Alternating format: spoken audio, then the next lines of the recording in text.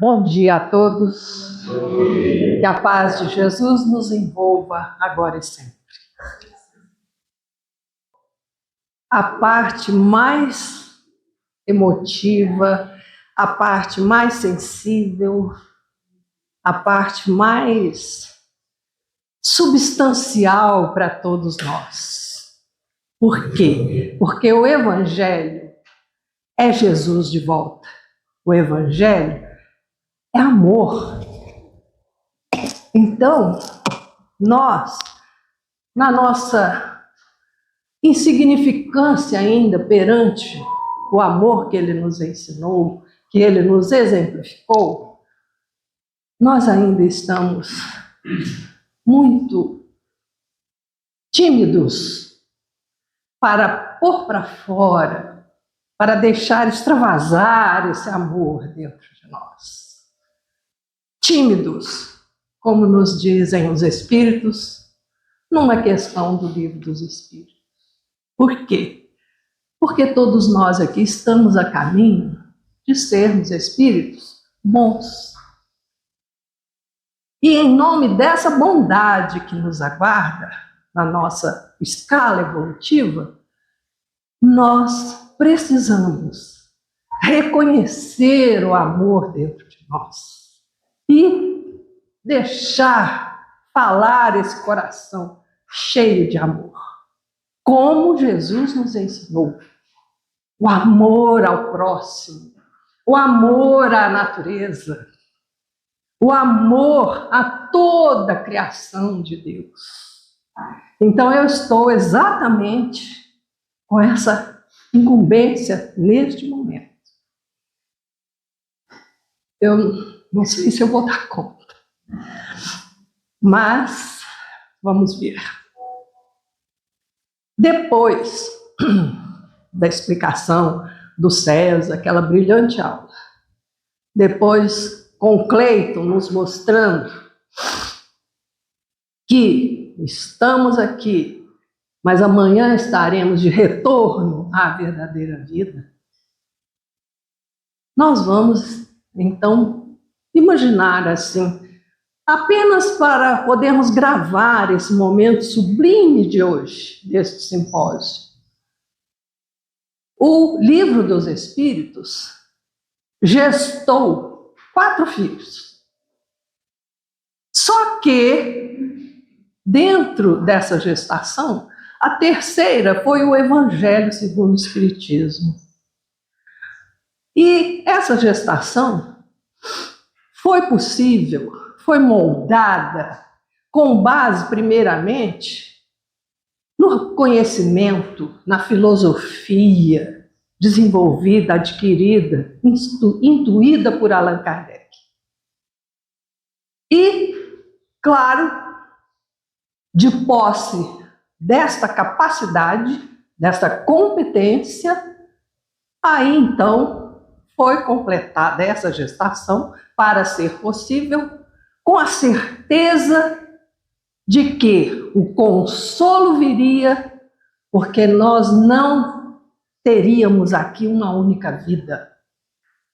E foi a mediunidade, pelo Livro dos Médiuns, que nos possibilitou estarmos hoje convictos de que não temos só uma vida, que nós somos espíritos imortais, ou seja, nós fomos criados, um nascimento, entre aspas, fomos criados por Deus e jamais desapareceremos, morreremos. Por isso nós somos imortais, todos, espíritos imortais.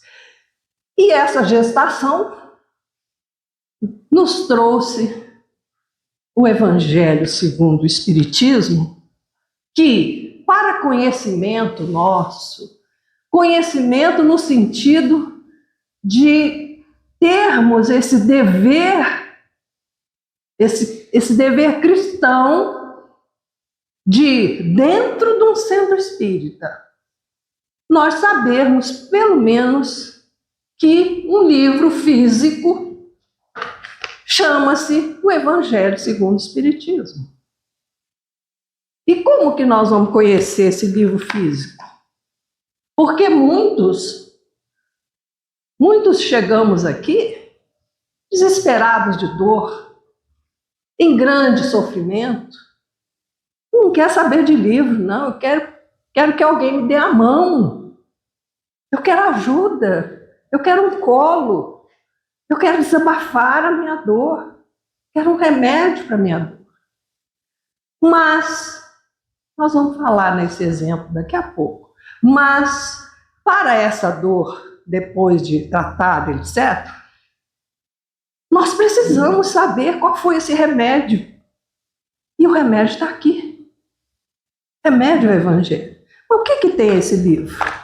Eu abro aqui e leio qualquer coisa? Não.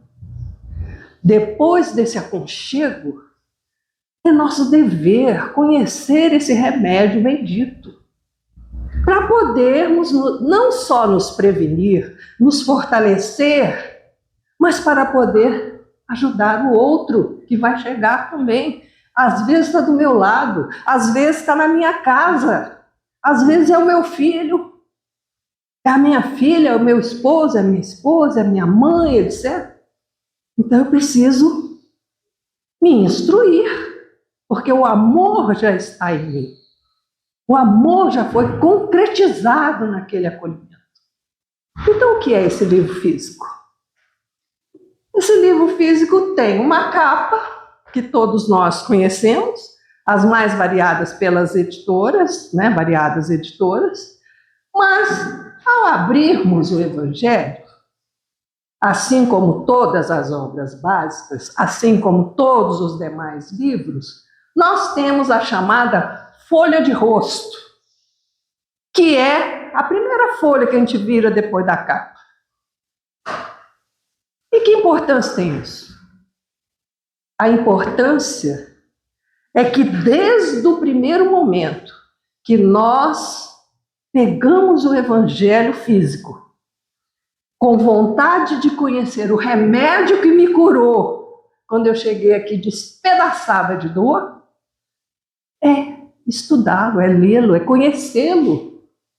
Que aquilo ali é uma mina, é um tesouro inesgotável. Então vamos nos dedicar, vamos seguir o ensinamento que foi colocado ali agora há pouco, do Espírito de verdade. Amai-vos. Segundo, instruí-vos. E o que tem essa folha de rosto para eu estar falando isso agora? Tem aquela frase ali. Olha que frase que tem na folha de rosto do Evangelho segundo o Espiritismo, que muitas vezes nós, dedicados, estudiosos, palestrantes, trabalhadores, nunca percebemos, ou se percebemos, nunca mais nos lembramos de voltar a essa folha de rosto, com essa frase, com essa mensagem, com essa verdade, e nos dedicarmos a ela, a compreender. Porque ali é uma gota do remédio bendito. É uma gota.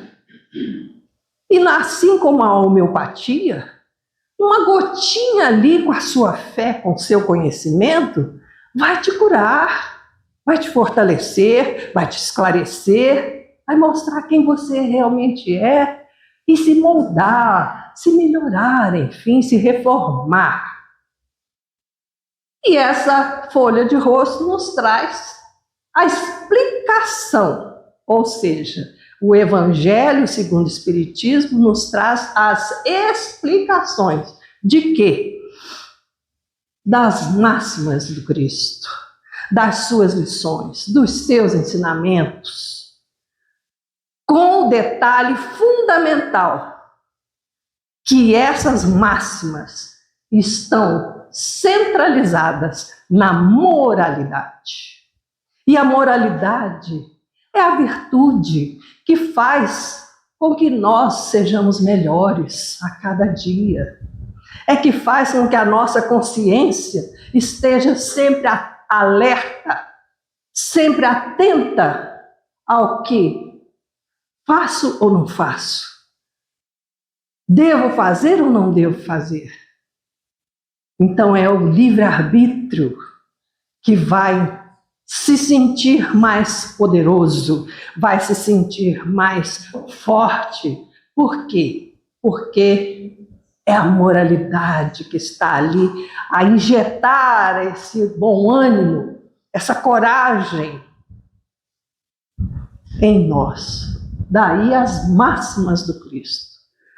Mas essas máximas, uma delas poderá ser uma frase, muitas vezes de difícil compreensão para nós. Muitas vezes são palavras complexas, são verbos diferentes, enfim, a gente não entende direito, mas é uma máxima do Cristo. E como que eu vou compreender essa máxima?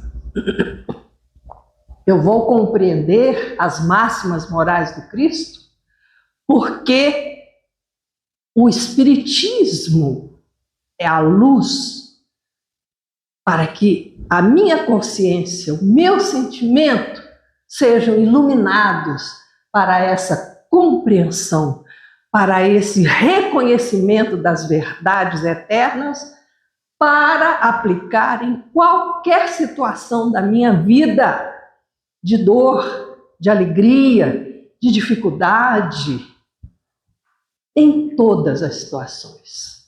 Essas, então, são as máximas do Cristo. E por que Kardec trabalhou dessa forma o Evangelho segundo o Espiritismo? Aí nós vamos entender o título do livro.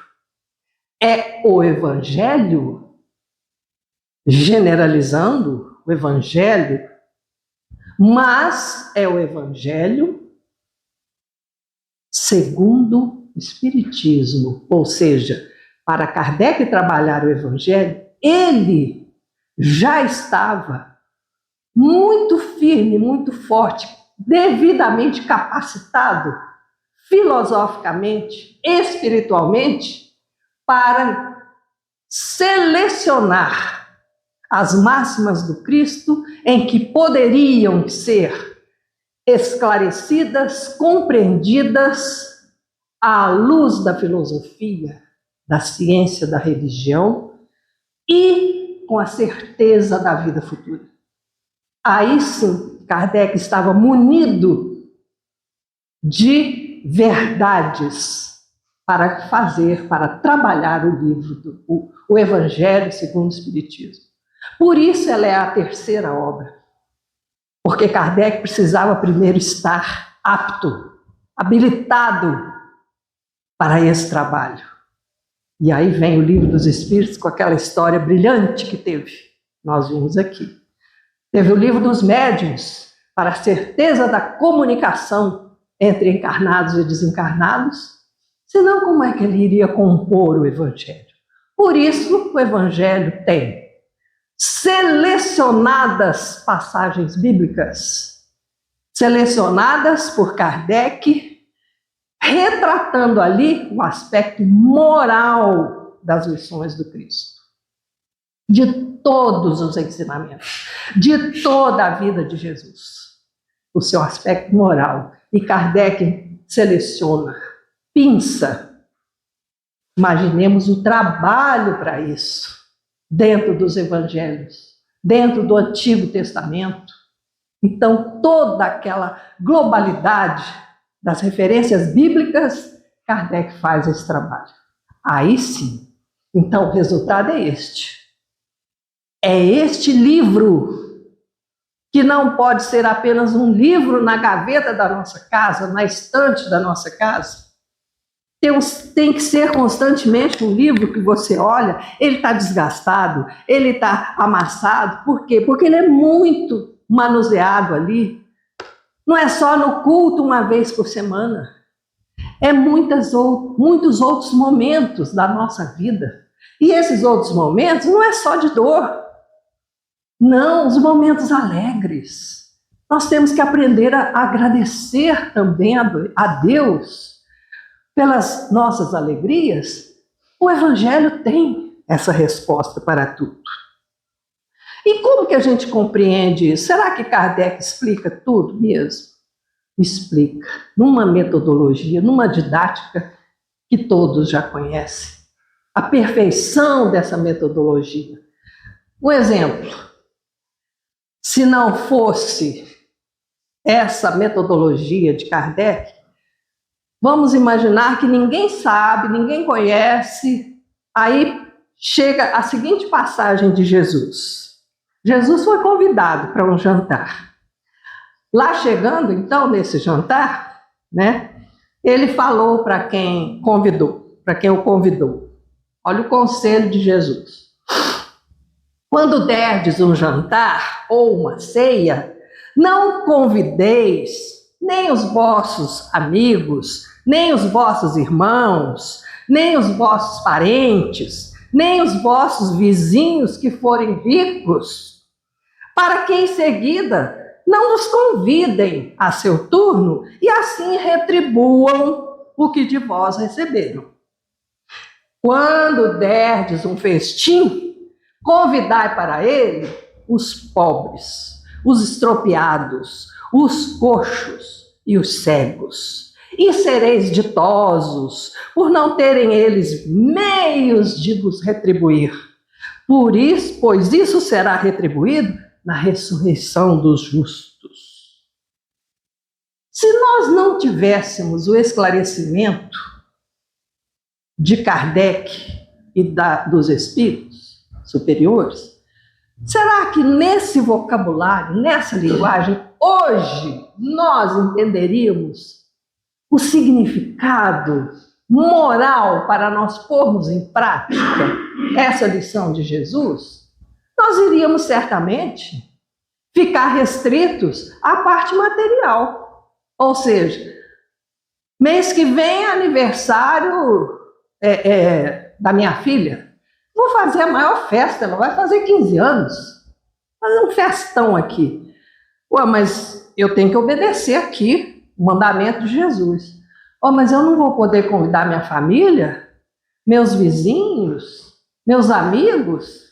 Eu vou ter que ir na rua e chamar mendigo para pôr aqui em casa? Cego? Mas como? Como é que Jesus dá um conselho desse? Esse é um exemplo muito, muito pequeno, muito simples, para nós reconhecermos o valor dessa doutrina que, lá no início do Evangelho, Kardec nos explica que ela é a chave para nós compreendermos essa moral do Cristo. Então, essa passagem aqui desse jantar pode muito bem servir de exemplo para nós não desprezarmos nenhuma palavra das lições de Jesus, porque uma palavra, Kardec explica, os espíritos também. Por isso, temos a passagem evangélica selecionada, os comentários de Kardec e as instruções dos espíritos na maioria dos capítulos, que há exceções em só comentários de Kardec, sem instruções, etc. Então, essa é assim a oportunidade, como agora, neste momento, de nós reconhecermos o valor desse livro físico, que não pode ser somente um livro, tem que ser a nossa salvação, a nossa luz, porque é uma cartilha de bem viver. Os irmãos desencarnados que estão aqui conosco, que se manifestam nas reuniões mediúnicas, a maioria é grande sofrimento. É dor que nós não calculamos aqui na Terra. Essas dorezinhas que nós temos aqui, dores físicas, dores ósseas, dores morais, são nada em relação às dores que eles sentem, que eles vivem. E quando eles têm a oportunidade bendita de serem trazidos para os tratamentos nas reuniões mediúnicas, a catarse que ocorre em muitos depoimentos não tem como não nos levar às lágrimas, além de ser uma grande lição, um alerta, mas muito importante para nós, porque eles estão vivendo a consequência do que nós estamos vivendo aqui enquanto encarnados. Por isso, esse Evangelho bendito é essa luz nas nossas vidas, é essa luz na nossa consciência, no momento das nossas decisões. Faço ou não faço? Estudo ou não estudo? Deixa para depois. Não, primeiro vamos nessa festa. Quando chegar, a gente faz o culto em casa do Evangelho. Ah, esqueci de fazer. Ah, hoje, nossa, tem tanto tempo que eu não abro o Evangelho. E outras desculpas. Isso não é ser fanático, isso não é ser ortodoxo, não. Isso é um dever cristão. É um dever cristão nosso, de reconhecer que todas as máximas, os ensinamentos, os apelos de Jesus, os consolos estão no Evangelho. Devidamente selecionados os textos nesse aspecto moral, porque é isso que é infalível, imbatível. Isso nunca vai mudar, jamais vai mudar nada da moral do Cristo. Esse é o valor imenso do Evangelho segundo o Espiritismo. Mas para isso, cada um de nós precisa ter como a chave, a sua chave, reconhecer, aceitar, compreender, ser convicto da verdade dos princípios espíritas. Os princípios espíritas é igual a ABCD, é igual um ABC. Primeiramente, nós temos que acreditar em Deus. Isso é fundamental para todos nós, independente de crença, de religião. Nós temos que ter essa convicção conosco, a certeza da existência de Deus. Tá. Depois dessa convicção, olhemos para nós. Quem somos nós? Somos espíritos. Somos espíritos criados por Deus.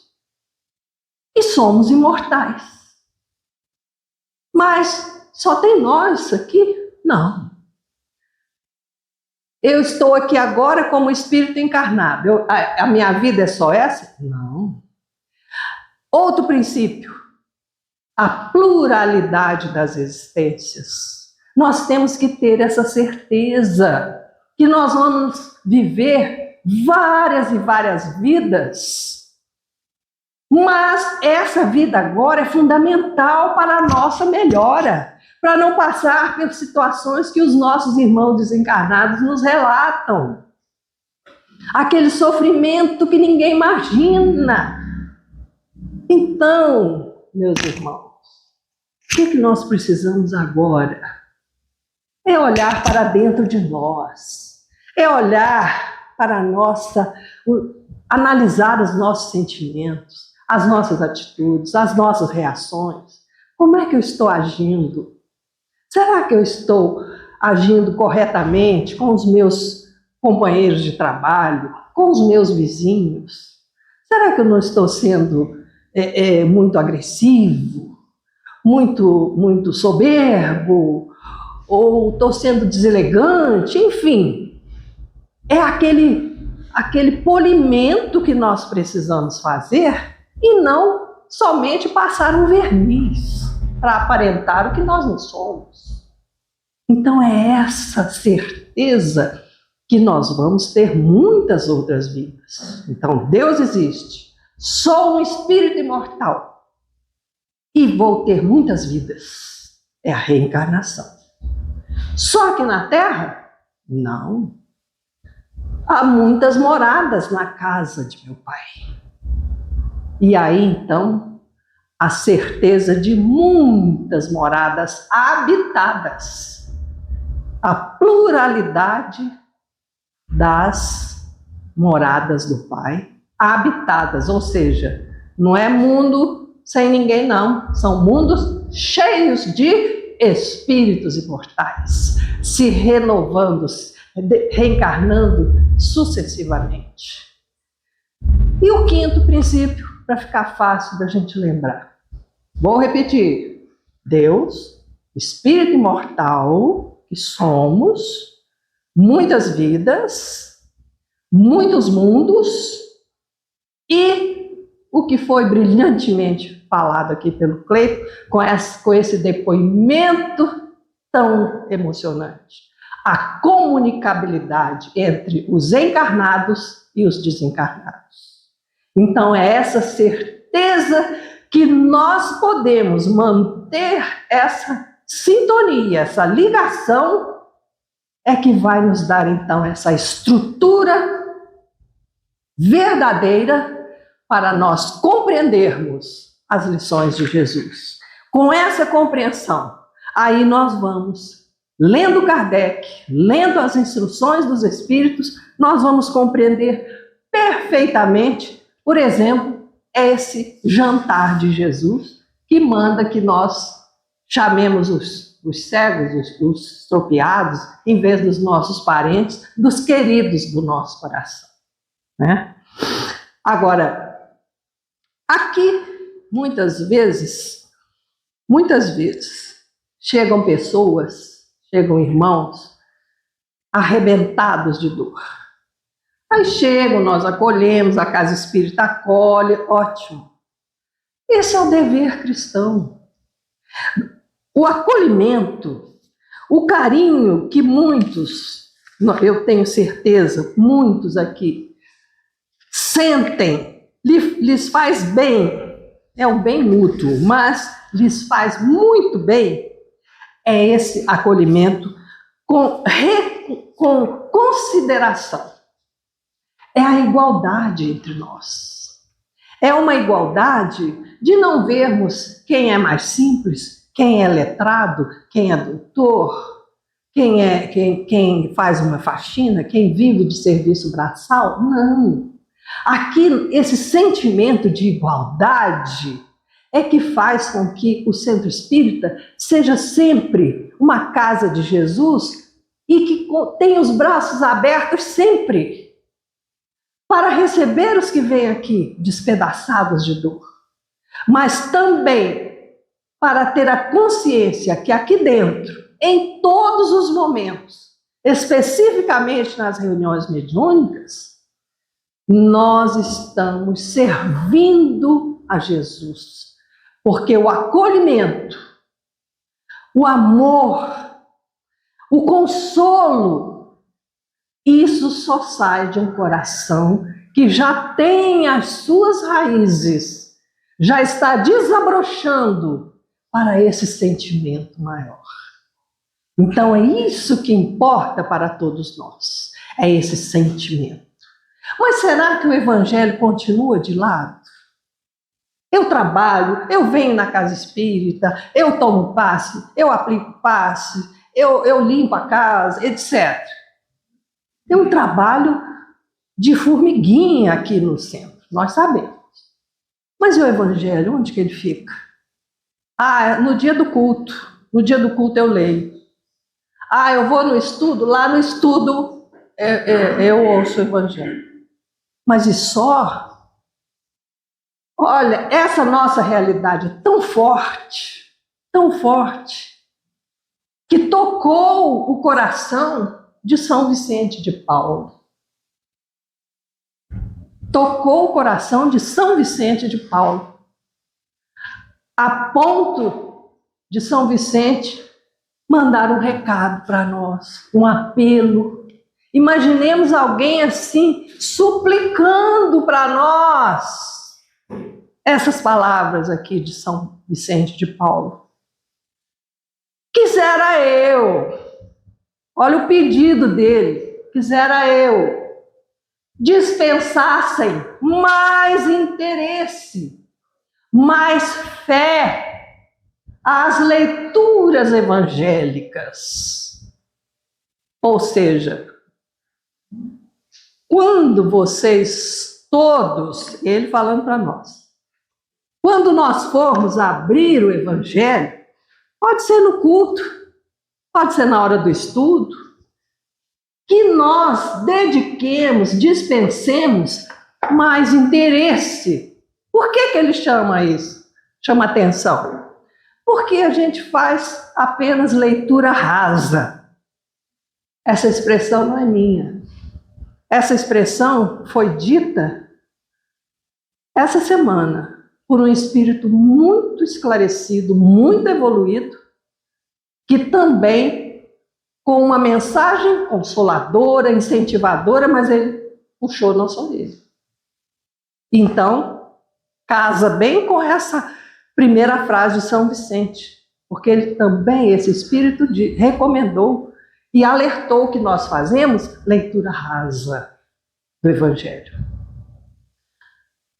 Desprezam, olha só, São Vicente de Paulo, desprezam, porém, esse livro, consideram-no repositório de palavras ocas. Aí veio a lição de Jesus, nossa, quanta palavra difícil, não, isso aqui eu não sei o que é, não, passa para frente, e por aí vai. Nas próprias instruções, nos próprios comentários de Kardec, nós também incorremos nessa leitura rasa, nessas palavras outras. E continuamos de braços cruzados. Deixam no esquecimento esse código admirável. Por que código? Por que nós esquecemos desse código? Um código é um acúmulo de regras, de leis, que vão comandar determinado setor de qualquer coisa, uma organização, seja lá o que for. Então, o código, ele tem as normas a serem seguidas. O Evangelho é um código de conduta moral para todos nós. Mas nós deixamos o Evangelho no esquecimento. Vossos males, aí toca na ferida. Vossos males, ou seja, todos nós no planeta Terra sofremos. Temos as nossas dores, temos os nossos males físicos ou morais. Então, todos os nossos males provêm de quê? Porque nós abandonamos o Evangelho. Nós abandonamos voluntariamente. Olha o que é mais grave aí, é que esse abandono do Evangelho é espontâneo. Não quero, pronto. Vossos males provêm todos do abandono voluntário que votais esse resumo das leis divinas. O Evangelho é o resumo das leis divinas. E o conselho final: lede-lhes as páginas. Vamos ler as páginas cintilantes do devotamento de Jesus e meditai-as. Acreditamos que esse conselho fala tudo por nós, tudo. E o meu ensejo neste momento é que todos nós possamos, a partir de hoje, reconhecer e dar mais valor ao Evangelho, às suas palavras. Não façamos mais leituras rasas, mas sim coloquemos sentimento, amor em todas as palavras desse código divino. Muito obrigada a todos, que Jesus abençoe a todos.